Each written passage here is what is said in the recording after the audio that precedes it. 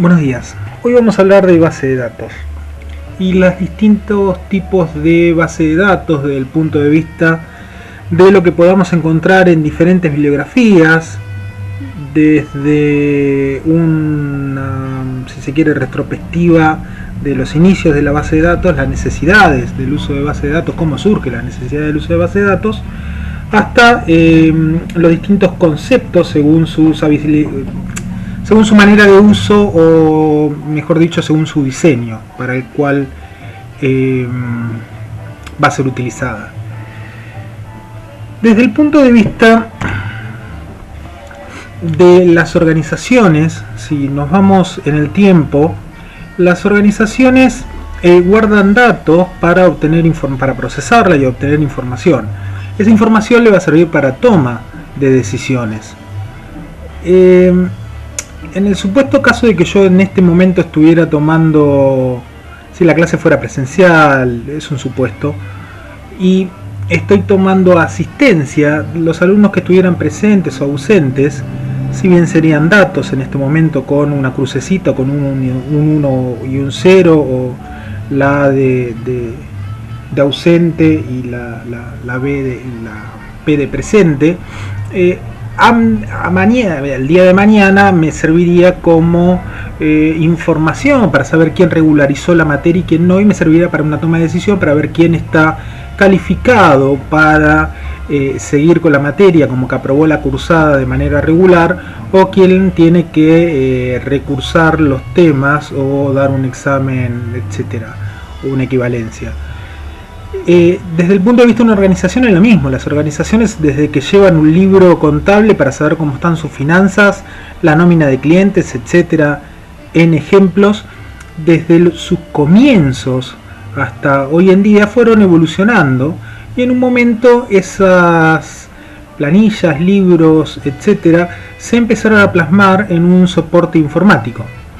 Estos sistemas de información se informatizaron, como vimos la clase pasada con respecto a los 6 componentes que hablaba el autor de los sistemas de información, y el que nos va a interesar a nosotros es la parte de almacenaje, la parte de dónde se guardan los datos.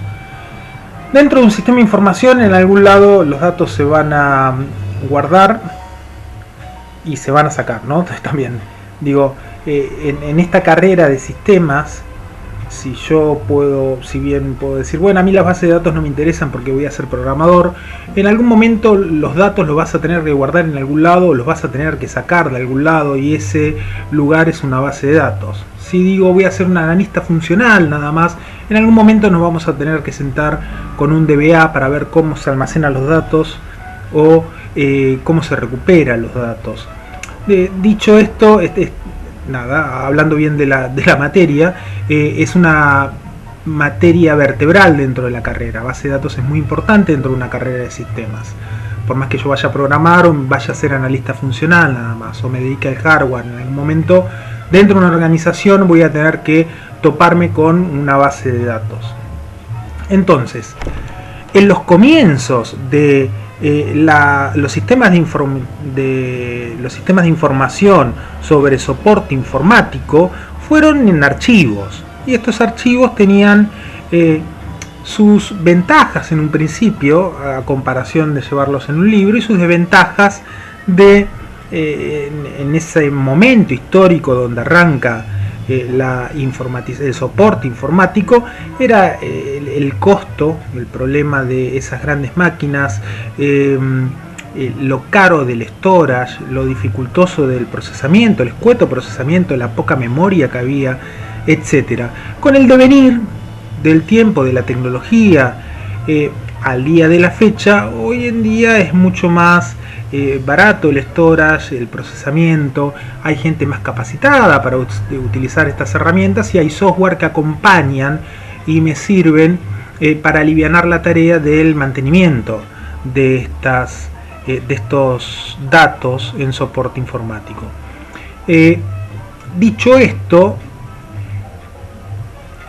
podemos empezar a hablar de cómo surge la necesidad de las bases de datos. En las organizaciones, al tener diferentes departamentos, unidades funcionales, llámelo como uno quiera, esa información que estaba desagregada, que estaba diseminada con distintos dueños de la información y con distintos criterios para mantener esa información, depurarla y mantener la integridad de esa información, surge la necesidad de que esos datos deberían estar centralizados para tener una mejor gobernabilidad de los datos, un mejor control, más seguridad sobre esos datos, porque esos datos hablan de las tomas de decisiones de la compañía. Digo, no es ni más ni menos de mi nómina de empleados, mi nómina de clientes. Imagínense el punto de sensibilidad que quieran en el dato que puede estar guardado, pero desde el vamos de que si tomo la decisión para ver si un producto lo saco de mercado o no, cuál de mis vendedores dejó de ser, bajó su productividad o dejó de ser productivo, etcétera, y me va a servir para tomar una toma de decisión. Esos datos no son menores, y esos datos en un momento necesitaron tener una gobernabilidad debido a su sensibilidad y debido a que tenían que ser íntegros y tenían que ser intercambiables, tenían que ser de alguna manera relacionados con toda la información de la compañía. Esto en una primera instancia me redujo la duplicidad de datos. Imagínense ustedes en este momento que si la carrera fuera presencial o no, que le estamos tomando asistencia y entonces en Bedelía se tiene una nómina de los alumnos cursantes en esta carrera a distancia. Después, si pagan o no una cuota en contaduría, hay una persona que va llevando la parte contable con la misma nómina de alumnos. Y después, del lado del punto de vista académico, cuando yo tomo los trabajos entregables y los corrijo, o tomo un final, parcial, etc., también llevaría una nómina desde el punto de vista académico. Y no obstante lo cual, se van a estar repitiendo los listados de alumnos. Con el agravante de que en alguno de los diferentes, si se quiere, departamentos o sectores o entes que poseen estos datos, podrían dejar de ser íntegros, y cuando los queremos cruzar tenemos ahí tres verdades y no sabemos cuál es la que vale. Digo, para mí estos son mis alumnos verdaderos y son X porque son los que yo tomé finales, mientras contaduría dice, no, mirá, es X-1 porque para mí estos son los que pagan la cuota o los que están viniendo, etcétera, y ahí hay una falta de integridad de los datos porque yo ya dejo de conocer cuál es mi nómina verdadera. Ni hablar de que en esa instancia estaríamos triplicando el storage porque van a estar los datos, la misma nómina guardada 3 veces. Vamos a tener triplicadas las horas hombres de mantenimiento para eso en un archivo de una nómina, un TXT, imaginémonos en algo un poco más grande a medida que la organización crece. A raíz de esto surge la necesidad de centralizar los datos, de tener una gobernabilidad centralizada de los datos, donde hay un responsable de hacer backup, donde hay un responsable por velar por esos datos que sigan siendo íntegros, donde hay un responsable por dar acceso a esos datos y dar privilegios una vez que dio acceso a esos datos. Esto me facilitó, si bien surgió como una necesidad, esto me facilitó el mantenimiento de los datos. Entonces, si definimos base de datos, partamos de la base que una organización me va a hacer guardar datos que le son relevantes para la organización, es decir, que tienen un significado implícito, que de alguna manera representan la realidad en una instancia de tiempo.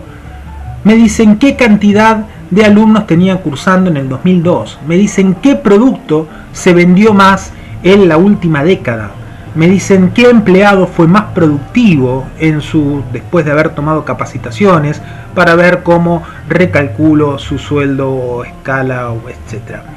Esa información es relevante para la compañía, por eso lo estamos guardando, esos datos los estamos guardando porque cuando lo interprete la organización va a pasar a ser información. Este conjunto de datos que tenemos guardados tiene que ser accesible simultáneamente por diferentes usuarios, tiene que ser, si se quiere, relacionable entre sí, tiene que poder relacionar un dato con el otro, no todo con todo, pero tengo que llegar a la forma de saber que X hipótesis o X requerimiento donde tengo que cruzar entidades diferentes y tiene que ser posible que mis datos los pueda recorrer toda mi base de datos de punta a fin teniendo algún hilo conector, si no serían bases de datos diferentes. Entonces, desde este punto de vista podemos citar o podemos nombrar algunas características de las bases de datos. Primero, la independencia física y lógica de los datos. Cuando nos interioricemos con los gestores de base de datos, que son estos software que me permiten crear y mantener una base de datos, vamos a notar que las bases de datos se guardan dentro de estos software, por un lado de una manera lógica y por otro lado de una manera física. Imagínense como un plano de una casa, que sería algo lógico, donde lo está armando el arquitecto, y después la casa en sí, una vez que está construida, donde ya está físicamente. O Google Maps con los mapas, donde es lógico para ir a la casa de un amigo, miro en Google Maps por dónde tengo que ir, y después físicamente iré por las calles, pero en función de lo que aprendí de lo lógico. Desde ese punto de vista, las bases de datos, haciendo una analogía gigante, permítanme esta analogía, las bases de datos actúan de una misma manera, donde un usuario, al pedir algún tipo de dato, sabe el gestor de base de datos en su mapa lógico cómo ir a buscarlo, y después se lo va a pedir al sistema operativo en qué lugar del disco físico tiene que ir a buscar esos datos, y sabe cómo reconstruirlo de manera tabular, si hablamos de bases de datos jerárquicas relacionales, para poder representar los datos y devolverlos en tiempo y forma. Si hablamos de control centralizado de los datos, bueno, es un poco lo que venía diciendo anteriormente, donde voy a tener un ente o una persona o un departamento o lo que sea que va a responder va a velar, mejor dicho, sobre la integridad de mis datos, donde voy a poder tener la gobernabilidad de los datos y voy a poder dar permisos y privilegios a quienes di permiso. Desde el punto de vista de la integridad de los datos, el tenerlo centralizado, no voy a tener este problema que tenía 3 nóminas de alumnos y no me coincidían porque las mantenían 3 departamentos diferentes y según criterios diferentes agregaron a uno o quitaron a uno, o a X o a N, y entonces me quedaron nóminas diferentes. Minimización de redundancias, gracias a los software, que todavía no los vimos, pero gracias a los gestores de base de datos, me permiten, mediante una primary key o mediante una clave principal, una clave única que me permite recuperar una estructura de datos en un registro de manera unívoca, me permite no tener datos repetidos, por lo menos por ese campo.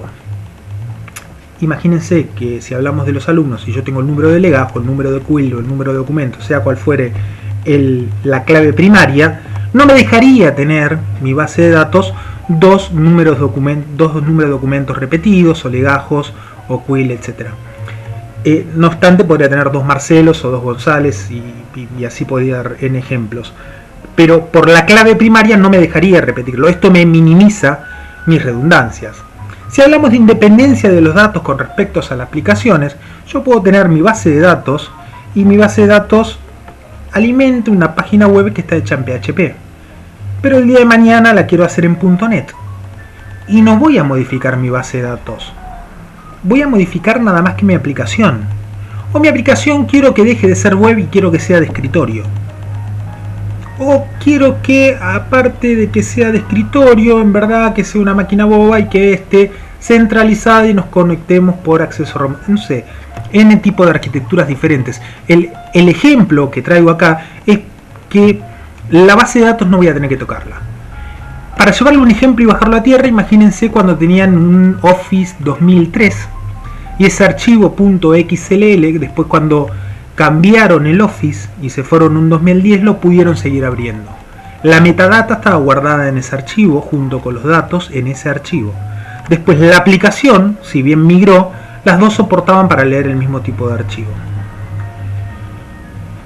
Acceso concurrente a los datos, bueno, la premisa de centralizar los datos y que todos los usuarios los sigan disponibilizando me obliga a tener un acceso concurrente a los datos.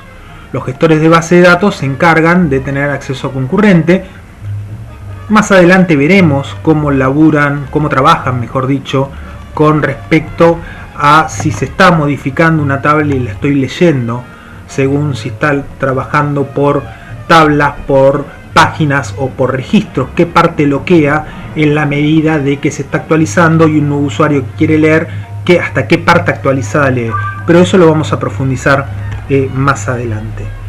Otras de las características, si vamos al supuesto que lo teníamos triplicado por 3 departamentos, o teníamos 50 departamentos y teníamos mi nómina repartida 50 veces, ese costo de almacenamiento y ese costo de mantenimiento, al tenerlo centralizado en un solo lugar, bajó. Al tenerlo todo en el mismo lugar y ya pensarlo desde cómo vamos a relacionar todos los datos, es más fácil de representar esa relación que si tenemos islas de datos y después tenemos que ver cómo las juntamos, que quizás ni fueron pensadas o no tenemos un nexo conector cómo juntarlos. Al tener los datos centralizados es más fácil poner una medida de seguridad para todo. Y es más fácil aplicar una regla de cambio y no tener que replicarla en todos los diferentes orígenes, en esos 50 departamentos que tenían el mismo tipo de dato. Dicho esto, vamos a nombrar y profundizar escuetamente algunas de estos tipos de base de datos que podemos encontrar en cualquier literatura. Podemos encontrarlo en una página web, podemos leerlo en Wikipedia, podemos leerlo en diferentes lugares donde nos pueden nombrar este tipo de base de datos, y vamos a hacer un poquito de retrospectiva en algunas y en otras la vamos a explicar con mayor o menor profundidad. La que vamos a utilizar, la base de datos por excelencia que vamos a utilizar en esta cursada, va a ser las bases de datos relacionales, donde tengo tablas que se relacionan entre sí mediante claves primarias y claves foráneas. Entonces,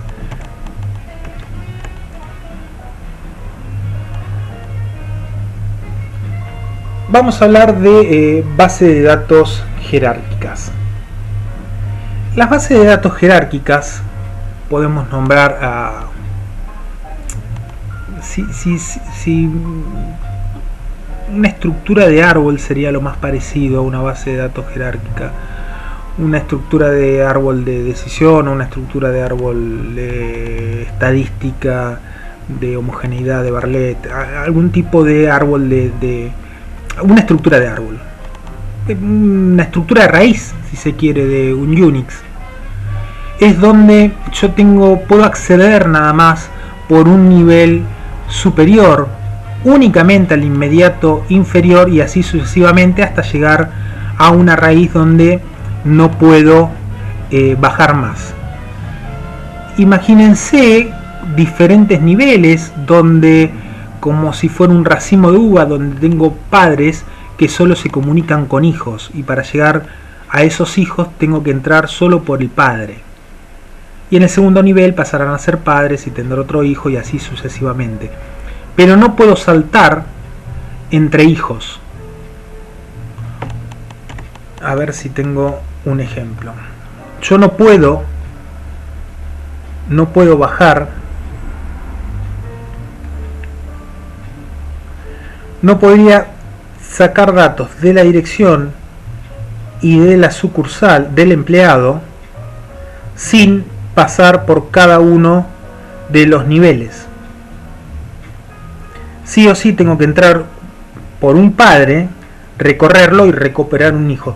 Esto es una estructura de datos, es como yo pienso o como se pensó en su momento, que iba a ser la manera más fácil de guardar los datos. Digo, bueno, guardo los datos de mi cursada de base de datos aplicada, y dentro de mi cursada de base de datos aplicada va a tener una nómina de alumnos, y dentro de esa nómina de alumnos cada alumno va a tener un set de notas. Es lógico pensarlo así. Digo, primero entro en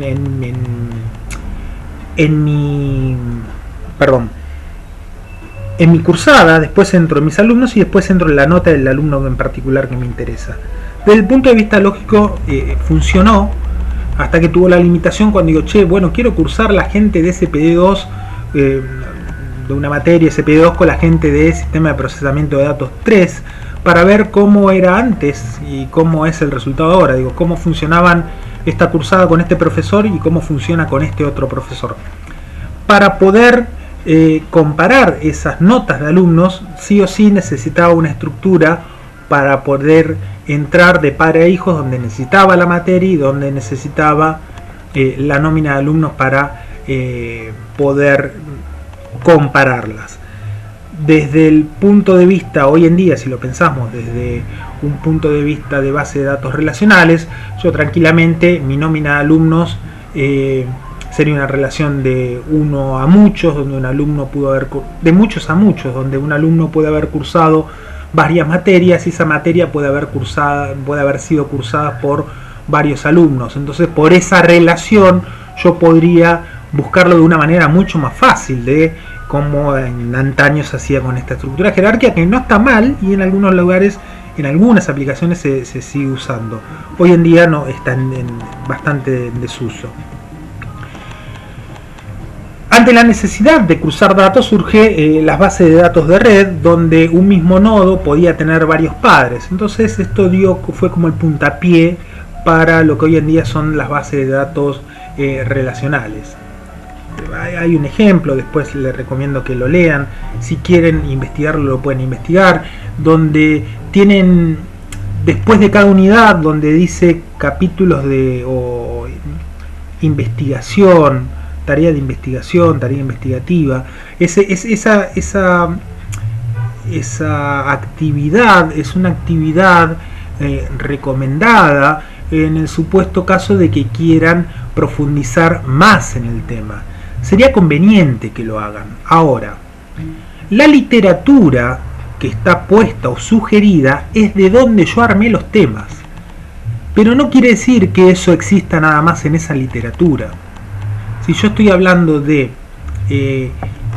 ANSI o estoy hablando de esto mismo, de distintos tipos de base de datos, digo, léanlo en tal libro, en estructura de datos de McCreel, digo, lo pueden leer también, lo pueden encontrar en Introducción a la Informática o en sistemas de base de datos del MIR, etcétera, o sistemas de información de base de datos de Wesley, etcétera.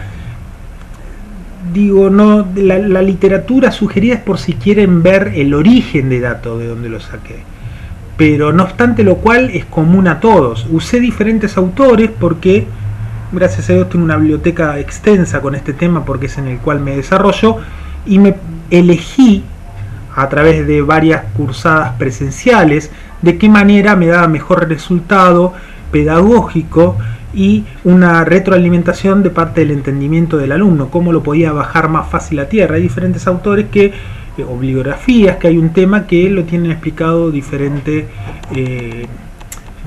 a otros. Por eso nada más tengo algunos sugeridos, pero son sugerencias. Esos temas los pueden buscar en otro lado y sí está bueno que hagan la actividad de investigación porque les va a ayudar un poquito más a bajar a tierra estos conceptos. Entonces, si escuchamos hablar de base de datos transaccionales o hablamos de base de datos transaccionales, hoy en día está pensado en base de datos con grandes volúmenes de datos, donde todo el tiempo esos datos van transformándose, todo el tiempo esos datos se van nutriendo. Son bases de datos que tienen mucho cambio. Imagínense stock, imagínense Walmart, imagínense un Serenísima, Coca-Cola, bases de datos que son muy grandes, que hacen muchas operaciones, muchas transacciones, cuentas bancarias, bases de datos de banco, que son transaccionales, pueden ser relacionales, sí, bueno, pero si los escuchamos desde el punto de vista de hablar de transaccionales, hay bases de datos que son más estáticas, históricas, si hablamos de nóminas de un padrón electoral, de la base de datos que guarda datos estadísticos para el INDEC sobre el EPH que se hace cada 3 meses o sobre el censo que se hace cada 10 años. Tienen distintos tipos de movimiento y distintos tipos de transacciones que si fuera una base de datos de Claro, donde a la noche me procesan todas las llamadas y todo el tiempo esos números van cambiando y se van nutriendo del día a día. En este concepto estamos hablando de las bases de datos transaccionales, en el concepto de diferenciar las que son estáticas a las que son dinámicas, las que tienen nóminas de datos que perduran en el tiempo, en contraposición a unas muy dinámicas, estas transaccionales, que el dato va cambiando de manera grosera, en el día, si se quiere.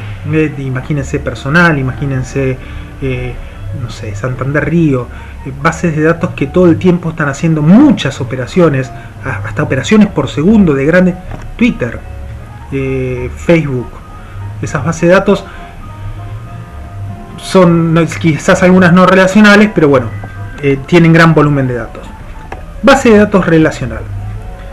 Las bases de datos relacionales son las que me permiten mantener las relaciones entre diferentes tipos de datos tabulados. Voy a tener datos en tablas y los voy a poder relacionar mediante primary key y foreign key, y esto me va a permitir relacionar todos los datos de mi base de datos.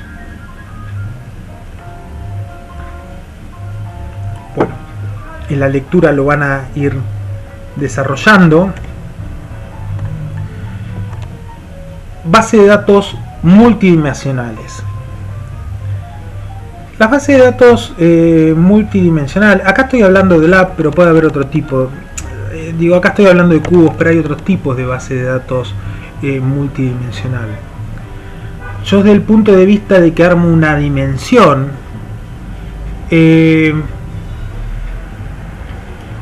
vamos a bajarlo a tierra con un ejemplo. Imagínense que yo tengo soy una empresa de, no sé, de telefonía, si hablamos de Claro, de telefonía, donde tengo mi nómina de clientes, y eso tranquilamente podría estar en una base de datos relacional. No haría falta crear una dimensión. No obstante lo cual, quizás para hacer datos analíticos, para poder armar un data warehouse y alimentar una herramienta de business intelligence, yo podría armar dimensiones, topologías de estrella, para poder relacionar los datos de una manera más rápida y tener algunos resultados de antemano, o pensarla ya orientada a resultados. ¿Qué sería una dimensión respecto a una tabla relacional, a una base de datos relacional? Desde el punto de vista de una base de datos relacional, yo quizás tendría mi geografía para la empresa Claro. Claro en Argentina me sitúo, en Buenos Aires me sitúo en Cava, o en AMBA, y en AMBA me meto en Cava, y en Cava me meto en cada una de las comunas, barrios, departamentos, o por el código, un código de área, etcétera. Voy a tener esa granularidad, y es muy posible que eso lo tenga hasta en distintas tablas y relacionadas con primary key y foreign key, desde el punto de vista de la base de datos relacional. Desde el punto de vista de dimensión, yo es muy posible que esa dimensión la guarde en el tiempo con tablas de hechos y tablas de dimensión con cambios, donde yo tenga mi geografía directamente en columnas, sino en diferentes tablas, donde yo sé que la comuna 11 está dentro de Cava, Cava está dentro de AMBA está dentro de Buenos Aires está dentro de Argentina, y eso lo tengo en un solo registro con un numerito, con una clave primaria de ese número. Yo mediante ese número después puedo buscar por Cava, puedo buscar por provincia, país, comuna, etcétera, por cada una de esas columnas. A diferencia de la otra, que la otra la tenía desagregada en varios tipos de tablas. La otra está más normalizada que esta, sí, que la dimensional. Yo solo lo que voy a guardar en la base de datos dimensional son cambios. El día que me va a cambiar ese número y voy a agregar otro registro es cuando me cambie por algún tipo, que la comuna 11 deje de pertenecer a Cava y ahora le pongan o agreguen una comuna o lo llamen por barrio. Digo, esos cambios recién me van a hacer cambiar el registro, donde voy a seguir teniendo Argentina, voy a seguir teniendo Buenos Aires, voy a seguir teniendo AMBA, Cava, y después la comuna esa que se cambió de número. Y la relación, ¿no? Yo puedo tener que un cliente antes estaba en el número 1, donde el número 1 era Cava, AMBA, Buenos Aires, Argentina, y en X cantidad de tiempo, sin que el tipo se mude y sin que a él lo afecte, sino como un cambio de geografía dentro de la compañía, por X motivo, por recableado, por X motivo, y ahora pasó a ser un registro, tiene la ID de geografía número 2, donde la ID de geografía número 2 tiene una fecha desde hasta, donde está vigente, mientras que el registro número 1 en desde hasta ya está cerrada. Cuando una se abrió, la otra se cierra. Son diferentes puntos de vista, esto después lo vamos a ver con diferentes tipos de vista pensados en la usabilidad del dato. Son diferentes maneras de hacerlo y se piensa de antemano si voy a querer una base de datos relacional, una base de datos multidimensional, donde lo voy a manejar por dimensiones. Si voy a armar una data warehouse, lo voy a armar por dimensiones y veré qué tipo de topología después armo ahí adentro. Esto lo vamos a ir profundizando a lo largo de la cursada. Entonces, esto es un ejemplo de cómo lo podría tener por las diferentes regionalización, por productos, y de alguna manera pensado este ejemplo dentro de una herramienta de VA, donde ya tengo algunos resultados, o tengo pensados algunos cruces que no van a ser tan pesados con inner join como si fueran en una base de datos relacional, sino que ya lo tengo de antemano, pensado para utilizarlo de esta manera. Las bases de datos orientadas a objetos no tuvieron mucha popularidad. Yo no tuve la gracia de poder trabajar con bases de datos orientadas a objetos. A lo largo de mis años de docente conocí poca gente que trabajó con bases orientadas a objetos. Utilizaron, desde el punto de vista de la concepción de que es una extensión del punto del lenguaje, ¿no? Que son datos persistentes de forma transparente. Podemos leer que Oracle tiene objetos, que está pensada o orientada a objetos, pero no son las bases orientadas a objetos tal cual como la información está modelada mediante objetos, mientras tienen presente la programación objeto. Esto es un engendro que no perduró en el tiempo. Si bien se habla de objetos dentro de una base de datos, y quizás nombremos dentro de objetos de una base de datos cuando hablemos de store procedure, funciones, cosas que son elementales dentro de la base y que es un componente de la base. A veces mal lo llamamos objeto, pero no es lo mismo que la concepción, la génesis de las bases orientadas a objetos. Las bases orientadas a objetos no proliferaron en el tiempo. Bueno, yo les recomiendo que tengan la lectura complementaria. Cualquier duda que les surja, espero que me puedan contactar mediante el foro. Si alguien no se presentó, lo invito a que se presente. Voy a notificar la novedad mediante el foro y bueno, Felices Pascuas y nos vemos la clase número 3.